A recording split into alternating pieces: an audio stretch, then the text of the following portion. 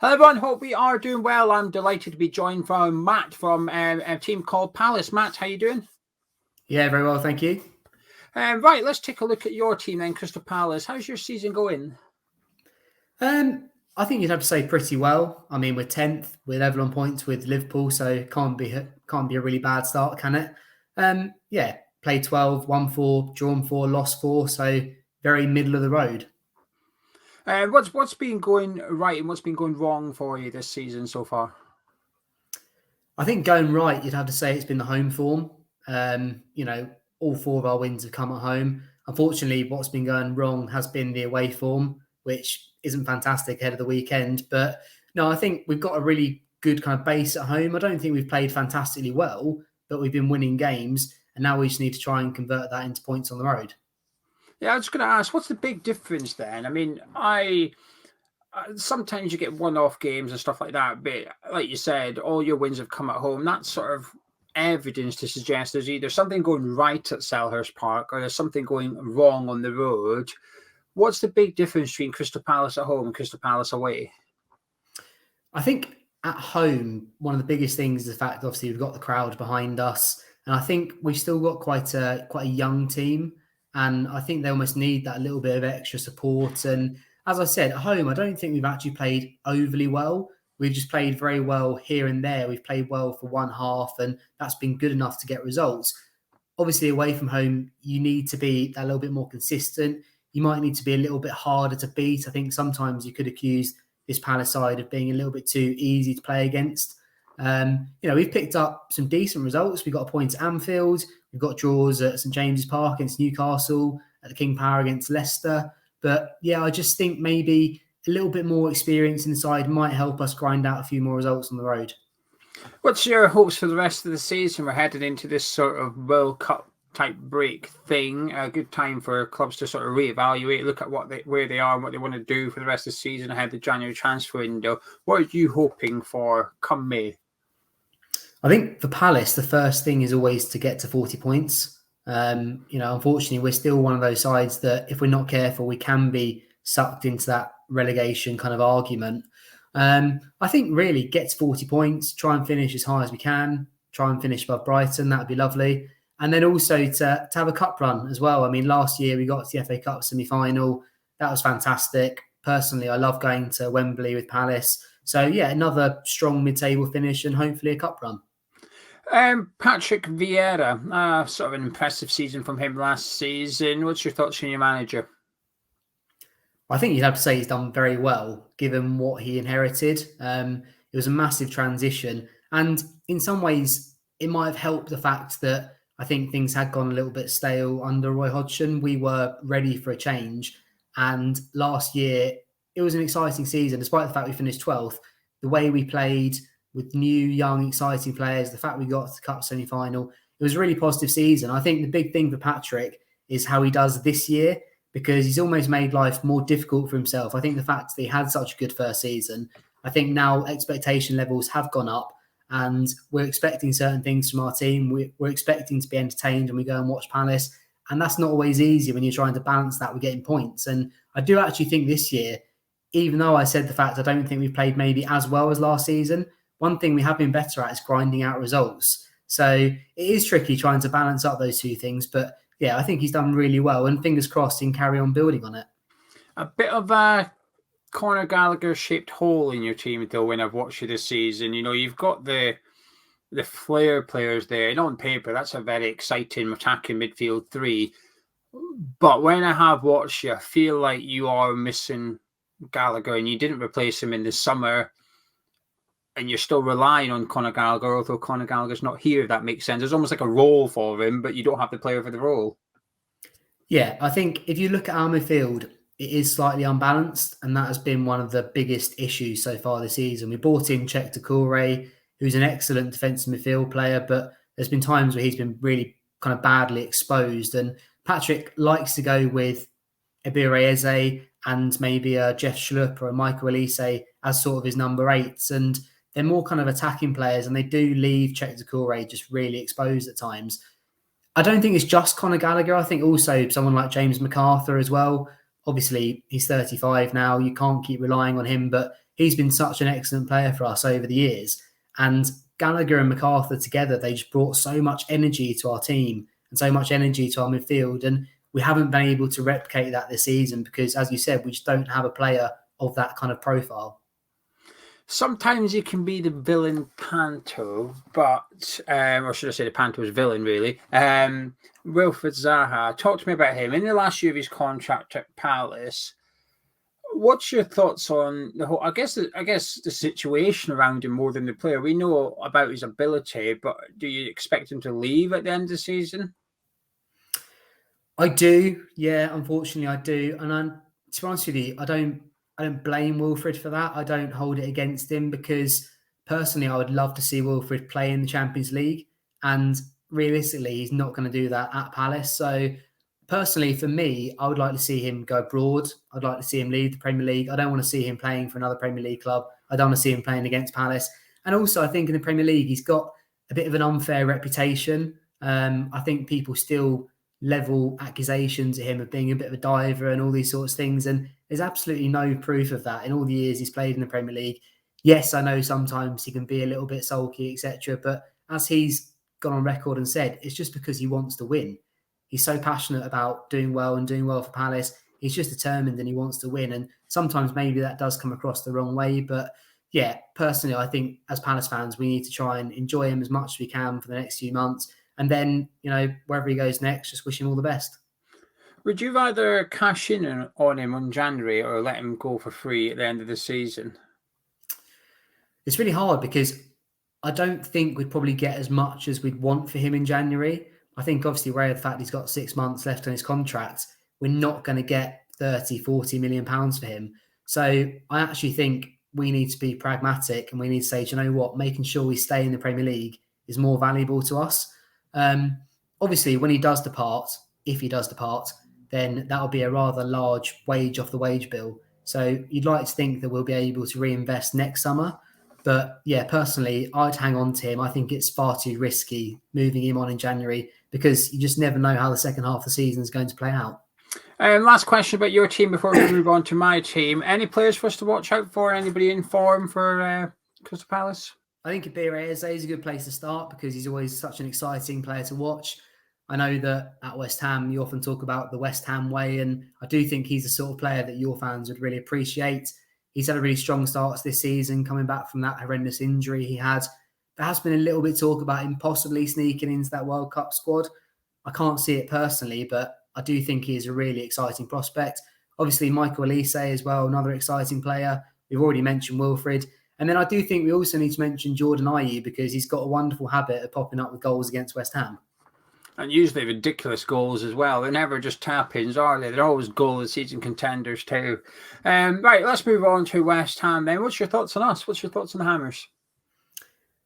Personally, I think, and I don't want you to take this the wrong way, I think you are just a very steady, very good Premier League side. David Moyes may not be the most exciting manager in the world, but he has turned you into a very solid, very efficient team. And I must admit, sometimes I almost kind of look at you a little bit enviously because I almost feel as though you know what you're going to get. You know you're going to be hard to break down. You know you're going to be strong from set pieces. And I do think also this year you do have that bit more depth in your squad. I think obviously you needed that being in European competition. But yeah, I just think you're a really difficult side to play against and the sort of side that Palace probably don't enjoy playing against. I do think you have a kind of a physical advantage on us. And I do think you'll be a real threat from set pieces at the weekend. Well, that's encouraging. This is my favourite question. I like to know what the opposition fans' thoughts are on West Ham's sort of like, not long term. I don't mean 5-10 years from here. I mean the next 2 or 3 seasons. What do you see from West Ham? Because obviously we're in European competition this season. We made it into the last 16 of the Conference League. Last year we had a good run in Europa League. So do you see us sort of retaining that sort of European competition, or do you think we'll sort of slip back into sort of mid-table obscurity? What do you see for the sort of short-term but long-term future of West Ham? It's tricky because you've got sides like Newcastle coming on the radar, and as we all know, there are already so many strong sides in the Premier League. I do think it's going to be hard for West Ham to maintain a spot in Europe. But I can see you being around the top half of the Premier League at least. I think it's going to be really interesting to see, though, what happens in the next couple of years regarding David Moyes, because as a fan base, I feel as though you're one of those fan bases that always want a little bit more. And I think you need to be really careful, because I think if you start getting a bit bored of what David Moyes is delivering, that could be one of the worst things that you could do. I think if you start thinking, actually, do you know what, we want someone who's going to play slightly more attractive football, those sorts of things, that could actually be your undoing. I almost feel as though you need to kind of realise what you've got, and the fact that what he is delivering is actually proving to be very successful, and almost kind of cherish that and not kind of want too much more, because I do feel as though you could come unstuck there.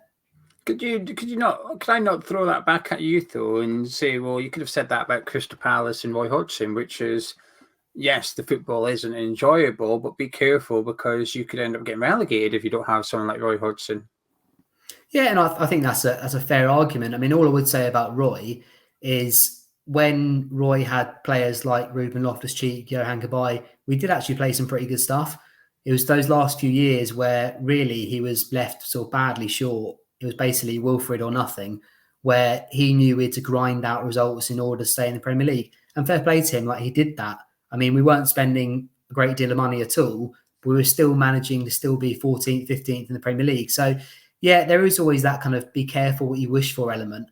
And I do think as football fans, we have to dream, don't we, about possibly going to that next level. And that's part of the fun of it, isn't it? But at the same time, I do think when you look at what David Moyes has done at West Ham, when you look at how close you were to finishing in the Champions League last season, I mean, that's a ridiculous achievement. So I think, yeah, there are comparisons there and there are similarities, but at the same time, I think the fact that you've been doing so well under Moyes, that does make it slightly different. What about individual players? Anyone you admire from the Claret and Blue? Oh, I mean, I think, listen, Michael Antonio is a South London lad. He's one of those players that I'm almost surprised has never played for Palace. I think he'd have been a really good Palace forward once upon a time. I know that obviously he's got a bit more competition this year with Scamacca, but I actually think that's really good for him because you were probably too reliant on him in the past. Obviously, Jared Bowen's done really well. I know that he hasn't quite hit the same heights this season, but I like seeing players coming up from the Football League and doing well in the Premier League. He's done that.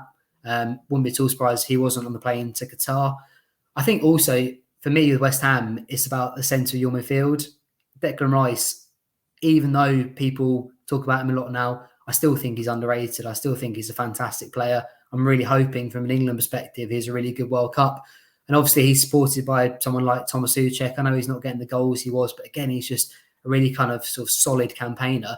And then, yeah, I mean, at the back, I've spoken about it already, your threat from set pieces. I mean, as Palace fans, we have a bit of history of Craig Dawson. He left a bit of an elbow on Julian Speroni once upon a time. We're not a massive fan of him, but I'm well aware of the fact that you are going to be a real threat from those dead ball situations on Sunday.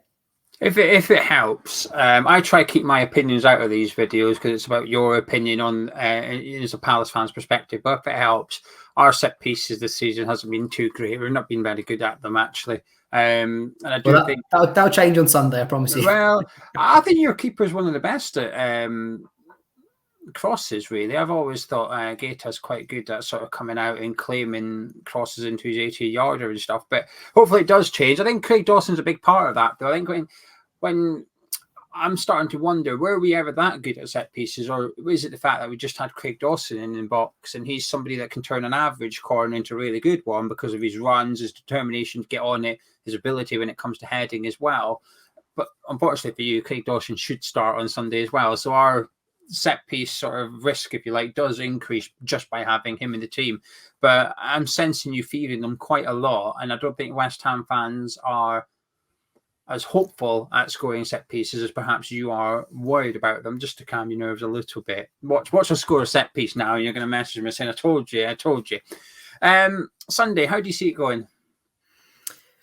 Well, I think for Palace, we need to get into the game and make sure that the first half is quite tight and we're not out of the game, because our last away game at Goodison Park, we were pretty dreadful in the first 15, 20 minutes. And we let them get all the momentum in the game. We let them get their crowd up, and we just made it so much more difficult for ourselves. And to be honest with you, I wasn't surprised when we ended up losing that game 3-0. So we need to put in a performance on the road. I mean, we've got 3 away games between now and the World Cup. We've got you guys, and we've got a cup game against Newcastle, and then an away game against Nottingham Forest. Really, we need to pick up that first away win in the league before the World Cup. That'd be a really nice thing to do. I'm not saying it's going to come on Sunday, hoping it might come the week after, but I think we need a better performance and possibly a result building into that game against Nottingham Forest. Listen, I'm hoping that we'll be solid. It's not something that I can always say about us, but I'm hoping that we'll be solid. And if we are, we do have the players that I think can hurt you in transition, the likes of Zaha, Eze, Elise. Those are players who on their day can do it against any Premier League side. So, yeah, I just think for us, it's going to be about containing your threat, growing into the game, and then letting our flair players do what they do. Final question then. Can I get your all-important score prediction, please? Well, obviously, I'm going to have to go for a Palace win, even if I don't completely believe it myself. But I'll go for a 2-1 Palace win with a Jordan Ayew goal at the end, which gets disallowed and then gets given by VAR.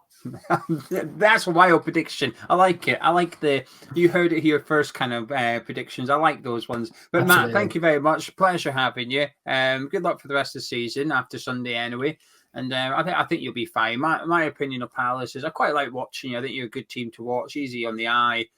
And I think you've got a lot of players capable of loading the gun, if you like, but just firing that shot at the minute is proving difficult. I think you're lacking a few goals. I don't know why, because with Elise, Zaha, Eze and Edouard up front, I think you should have enough there to score a couple of goals a game on average in the Premier League. But for some reason, it's just not quite clicking yet. But like I said, whenever I do watch you, I do feel you're just missing something from centre mid. WHUCRY has probably been one of the most impressive signings for me this season out of the whole Premier League. I think he's been superb. But that bit that happens between your box and their box, I think that's the bit. Well, not that you're lacking, actually. I think your transitional play is quite good. It's just when you're in and around that 18-yarder, I think you're sometimes a little bit lacking creativity, if you like, and decisiveness and composure. There was a few times against Southampton you got into good position. There was that one at the end when Ayew was in a good position and his pass back to Zaha got cut out by Maitland-Niles. But just small things like that, you think if they could just fine-tune it, it'd be a damn good team. But I'm always pleased when a club takes a risk. Palace did take a risk by getting in Patrick Vieira, by going and investing in younger players. And I like seeing things like that pay off because I think it's good. I think it's healthy for football and it's encouraging for other clubs to move away from the stigma of like your old British manager that's going to stay up and do nothing more. And the attitude between the two, I think, is completely different. So I'm in a weird way pleased to see Crystal Palace do well and justify that decision. But anyway, I'll shut up now. Shall we leave it there? Yeah, cool. Cheers. Matt, thank you very much. If you want to hear more from Matt, you can head over to the Team Called Palace podcast. The link to their latest podcast will be in the description of this video. If you enjoyed this video, however, please do drop a like on it. Subscribe if you're new to Hammers Chat. I'll catch you in a bit.